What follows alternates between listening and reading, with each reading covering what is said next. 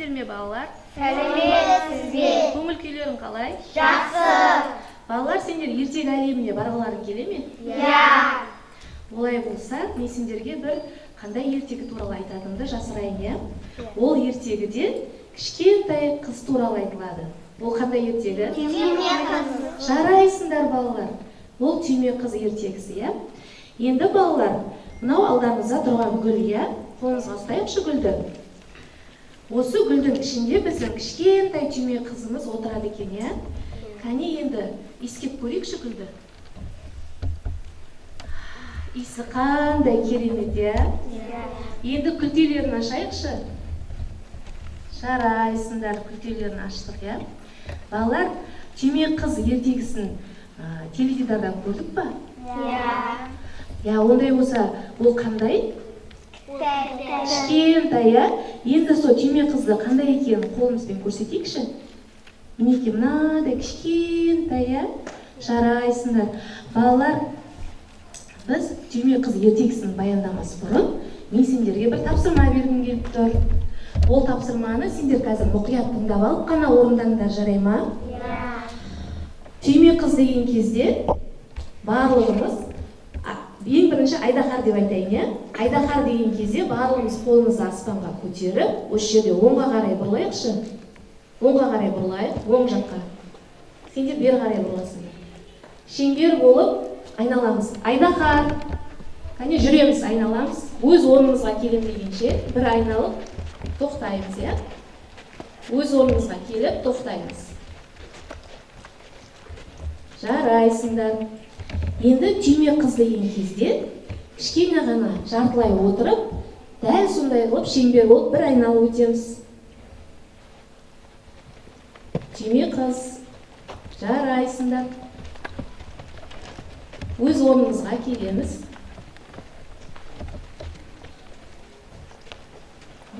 Енді баспалдақ деген кезде қолдарымызды иығымызға қояйық та шеңбер болып айналайық. Баспалдақ. Жарайсыңдар балалар. Өз орнымызға келіп тұра қалайық, иә? Балалар, сендер тапсырманы қаншалықты мұқият орындағандарыңды тексергенше, біз де ертегінің ғажайып бақшаның қасына келіп қалыппыз. Олай болса, мен ертегіні баяндап берейін. Жақсы ма? Балалар, тыңдаңдаршы. Бір дыбыс естіп тұрсыңдар ма? Кәнеке құлақтарын тұрып көріңдерші. Ол бір жаққа келе жатқан сияқты, иә? Кәнеке балалар, гүлдердің қалқаларына тығылайықшы. Кәнеке тығылайық гүлдердің қалқаларына. Жарайсыңдар. Енді солға қараңдар. Солға қарайықшы. Енді оңға қараңдар. Бірдеңе көрініп тұр ма сіздерге? Жоқ. Бір сыбдырлар естілген сияқты, иә? Ой, балалар, қорықпаңдар. Бұл жаңағы біздің осы гүлдеріміздің күлтелері екен ғой, жайлап ашылып жатқан сыбдырлар. Жақсы. Қатты қорқып кеттіңдер ме? Олай болса, денемізді босаңсытып алайық, иә? Иығымызды бос жіберейік. Біздің басымыз жіпте ілініп тұрған сияқты. Төмен қарай салбыратамыз. Төмен қарай салбыратамыз. Оң жаққа қарай. Сол жаққа қарай. Енді артқа қарай. Жарайсыңдар балалар. Қалай шамалы демалып қалдыңдар ма? Жақсы. Енді балалар, бірдеңенің дауысы шығатын сияқты. Бірдеңенің дауысы шығады. Естіңдер ме? Тағы бір рет тыңдайықшы. Ненің дауысы? Дұрыс айтасыңдар, бақаның дауысы, иә? Бұл бақа ғой, иә? Секіріп жүрген бақа екен, мінекей, экранда тұр. Ол өзінің кішкентай көлшігіне біздің түйме қызымызды алып кетпекші, балалар. Бәріміз бақа сияқты секірейікші орнымызда тұрып. Түйме қызға көмекке барайық, иә? Ой, жарайсыңдар. Балалар, рахмет. Қане енді көрсетейікші, бақаның ісі сондай ұсқынсыз және жиіркенішті екен түрімізбен көрсетейікші. Жақсы. Енді бақаны қуып жіберейік. Қуып жібердік, иә? Оған жаман түрімізді көрсетейік. Жарайсыңдар. Ол қорқып қашып кетті. Балалар, енді Бақа сендерге апайларының тілін алмайтын, қырсық болатын, өзінің әдепсіз қылығын көрсететін балалар елестете ме? Елестете ме? Енді біз ондай емеспіз ғой, біз өте ұқыпты, талапты, білімді оқушылармыз, біз солай болуға талпынуымыз керек екен, Енді балалар, осы ертегінің ішінде қоңыз туралы білеміз, Мінекей қоңыз, мына қоңыз біздің кішкентай түйме қызымызды өзінің еліне алып кетпекші. Ол өзінің еліне алып келіп еді, оған былай деп айтты: қандай жіңішке аяқтар. Және ол екеу-ақ екен, түйме қызда. Мұрттары мүлдем жоқ екен. Ой, әдемі емес мүлдем деп, онымен дос болмаймыз деп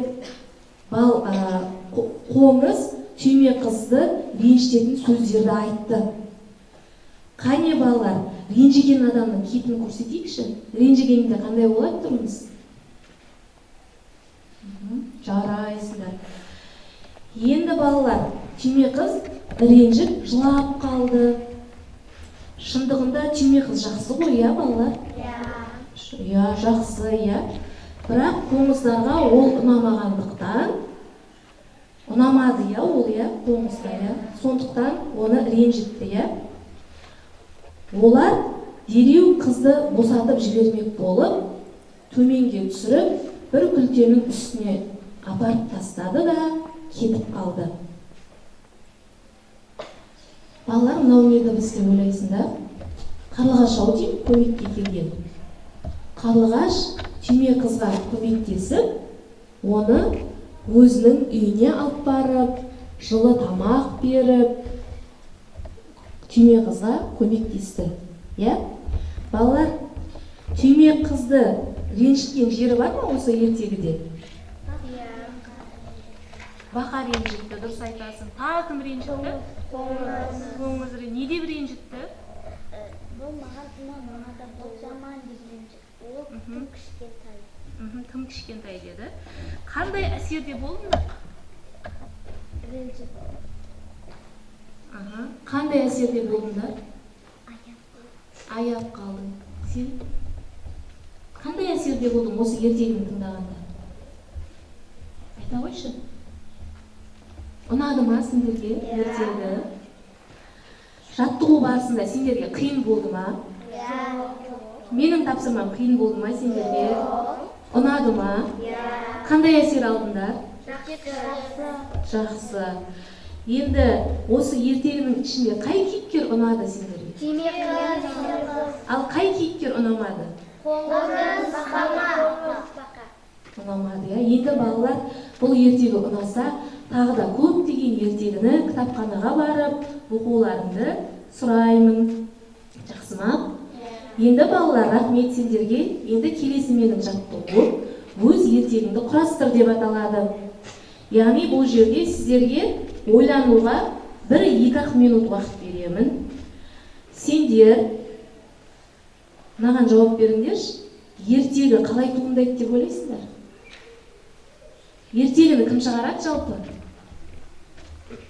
Кім шығарады ертегіні? Дұрыс айтасыңдар. Өзіміз сияқты балалар шығарады, болмаса үлкен адамдар шығарады, Оны адамның ойынан, қиялынан туындайды, балалар, Олай болса, сендер осылай қиялдап, ертегі құрастырып көріңдерші. Жақсы ма? Мен ол үшін сендерге көптеген мінекей қуыршақтар дайындап қойдым. Осы қуыршақтарды пайдаланып, сендер ертегі құрастырасыңдар. Ол ертегінің басы болу керек, тақырыбы болу керек, және орта шеті болу керек, және соңы болу керек қорытындысы. Жақсы ма? Басы бар, аяғы бар, әдемі ертегі құрастырып шығарайық. Жақсы ма? Ал кеттік, уақыт кетті. Мына қуыршақты алсаңдар да болады. Бірінші ойласып алыңдар, ертегіні, Осы жерге жақындап.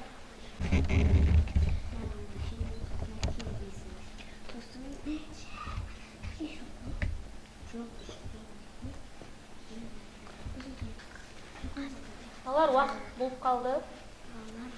Жылдамдатайық. Сосын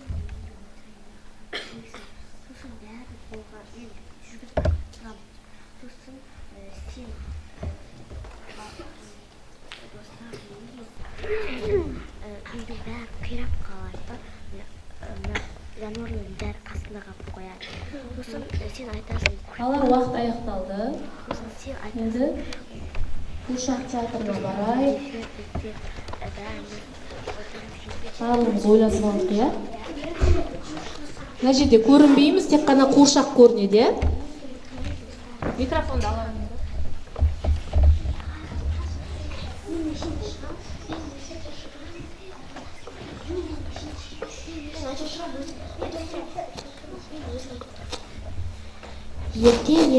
Ертеде ешкі жүні білтеде.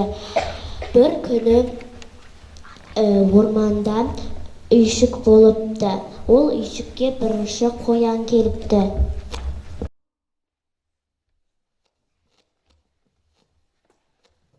Жоқ, сендер симайсыңдар.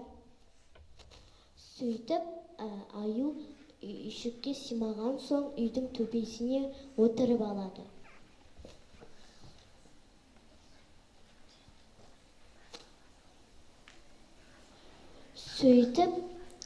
Сосын қасқыр күшік келеді де айтады. Достар, мен де отырайын дейді.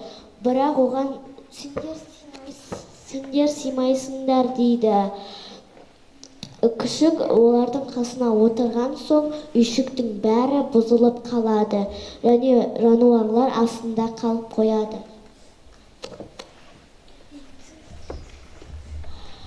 Сосын аю айтады, ендеше достар, бәріміз бірге үйшік салып, бірге отырып, менің орманнан әкелген жидегімді теріп, жидегімді жейік дейді. Сонымен достар бәрі келісіп, жаңа үйшік салады.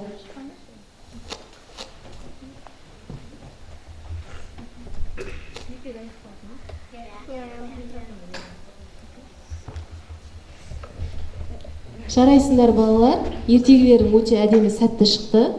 Олай болса, барлығымыз орнымызға келейік, иә?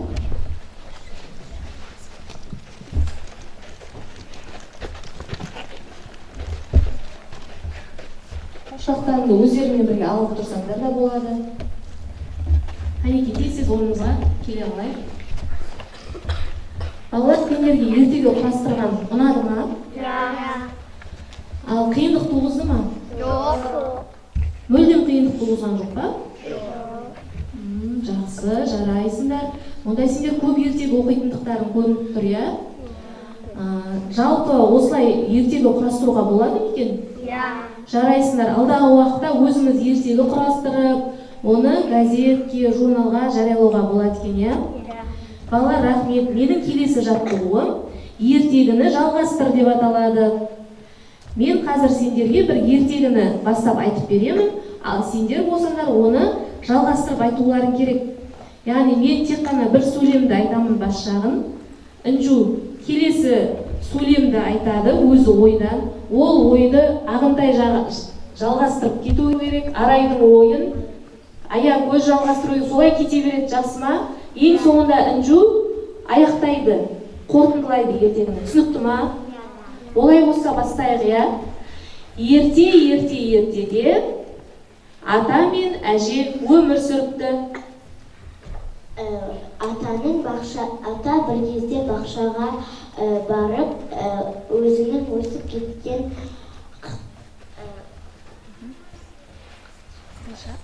сәбізін көріп, оны тартайын деп жатқан кезде оны тарта алмай, әжесі келіп, оның артына тартады. Жақсы. Әже мен ата тарта алмай, қызын шақырады. Ой, жарайсыңдар. Атасы мен әжесі қызы тарта алмай, итін шақырады. Жарайсыңдар. Атасы мен әжесі қызы иті тарталмаған соң мысық келеді. Жақсы. Ата мен әже қызы иті мысық тарталмаған соң